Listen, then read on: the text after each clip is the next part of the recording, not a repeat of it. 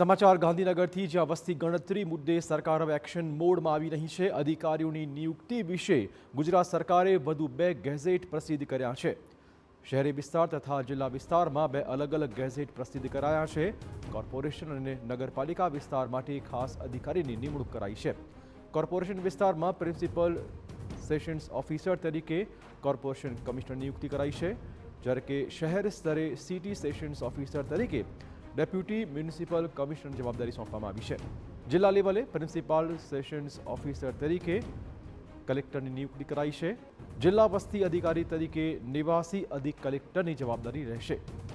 તાલુકા સ્તરે charge sessions officer તરીકે મામલતદાર નિભાવશે પોતાની ફરજ।